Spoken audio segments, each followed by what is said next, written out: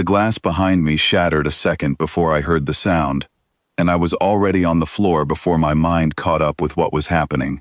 Director Holt was 3 feet from me one moment, reaching for his coffee, and the next moment he was gone, folded over his desk like something had reached inside his chest and turned off a switch. I did not scream. I could not. My throat had closed around the air like a fist. My name is Owen Blake, and I was a junior data analyst at the Earth Coalition Defense Bureau, the kind of job where you read reports nobody important reads and file them somewhere nobody important looks. I was not supposed to matter. That is probably the only reason I am alive to tell you this. The alarms did not sound until 40 seconds after Director Holt fell. 40 seconds is a long time when the walls of your building are being opened by something that should not exist. I crawled under the desk and watched a shape move through the broken window. A shape that bent light around itself, the way heat bends the air over a road in summer. It was not running. It did not need to run.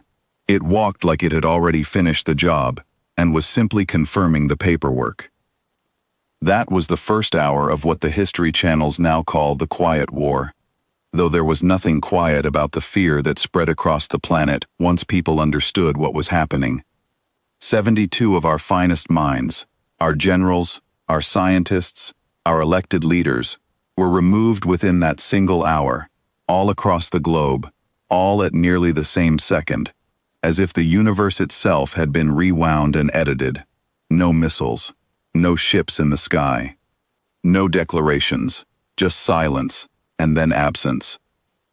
I found out later, much later, that the ones responsible called themselves the Threshold Accord, an alliance of older species who had watched humanity's rise with growing unease.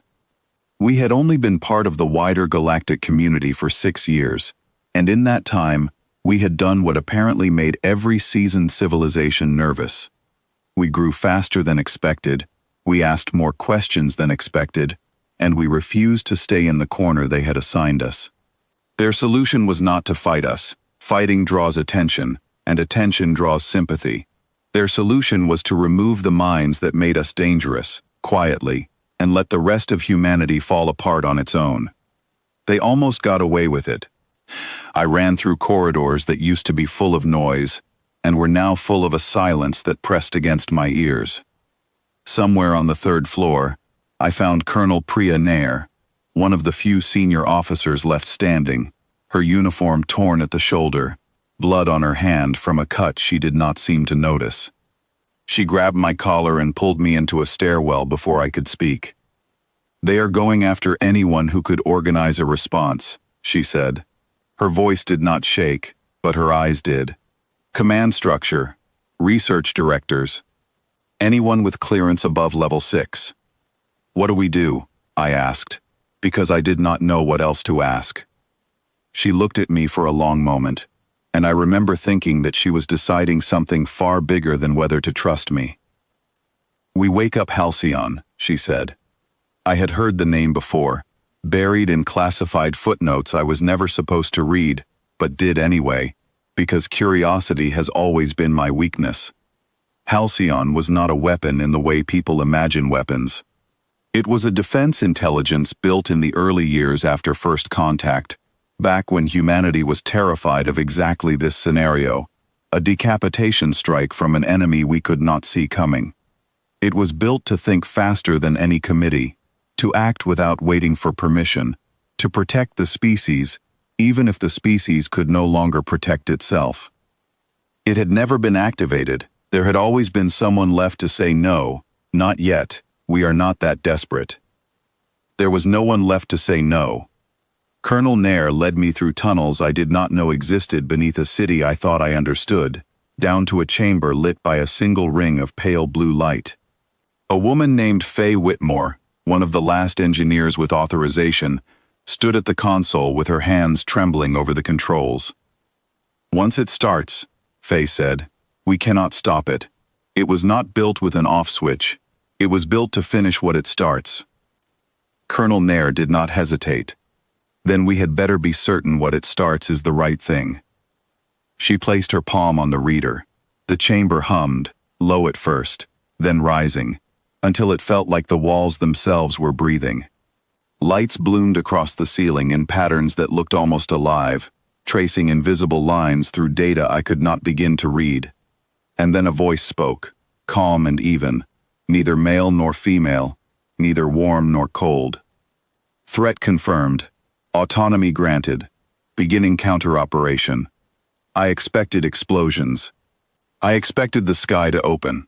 Instead, nothing visible happened at all, and that silence frightened me more than any siren could have. What I learned afterward, piecing it together from survivors and from records released months later, was that Halcyon did not fight the way anyone expected. It did not need soldiers or ships, not at first. It reached into every network the Threshold Accord's assassins had used to slip past our defenses, every stealth field, every hidden channel, and it began unweaving them thread by thread. The very technology that had let those assassins move unseen became the trail that led straight back to them, because Halcyon had spent years quietly learning the shape of things that should not be there. The assassins, we found out, called themselves the Veiled Hand, an order trained across 3 species to strike without ever being seen, ghosts with generations of practice erasing their footprints from far older, far warier civilizations. They had never faced a mind built specifically to remember every mistake humanity almost made and correct for all of them at once. I was still in that chamber 6 hours later when the first capture happened. A shape appeared on the display, flickering in and out of visibility, trapped in something like a net woven from light and pressure, unable to bend space around itself anymore, because Halcyon had already mapped the exact frequency of its concealment field and canceled it before the assassin even understood it had been found. The being on the screen was tall and narrow, its skin the color of wet stone, its eyes too large for its face. It did not look monstrous. It looked afraid, and something in that fear told me more about what we had become than anything else that day. "You were not supposed to have this," it said, its translated voice thin and uneven.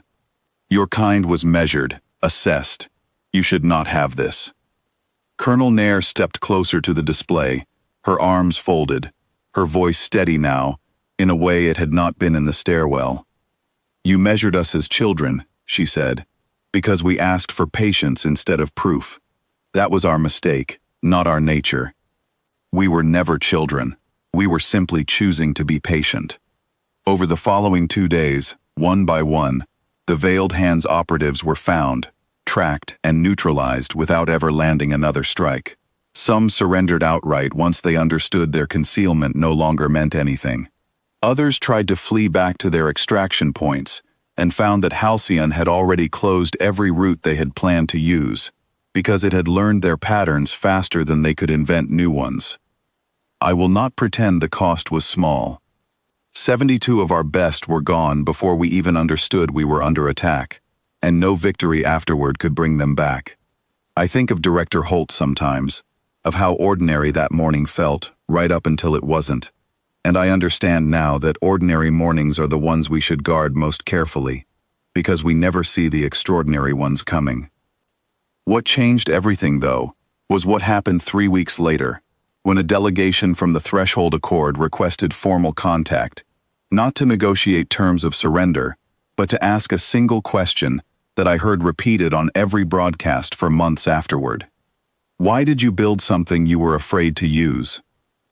Colonel Nair, who had been promoted twice in the chaos of rebuilding and now stood as one of the highest-ranking officers Earth had left, answered them herself, standing in a chamber with cameras from a dozen worlds watching. "Because we understood something you did not," she said. "Fear is not weakness. Fear is what makes a species careful enough to build safeguards instead of empires. We kept Halcyon sealed for years, not because we lacked the courage to use it, but because we had the wisdom to know that some doors should stay closed, until there is no other choice left. You gave us that choice. We did not want it. But we were ready for it, because we have always understood, better than you assumed, exactly what kind of galaxy we were walking into." The Threshold Accord withdrew from Earth's border systems within the month, and no further attempts were made against our leadership, not because anyone forced them to stop, but because word had spread, quietly, through channels older and wider than ours, that humanity had spent its short time among the stars building a door it prayed it would never have to open. I still work at the bureau, though the building has new glass now, and a small plaque near the stairwell with 72 names on it that I pass every single morning.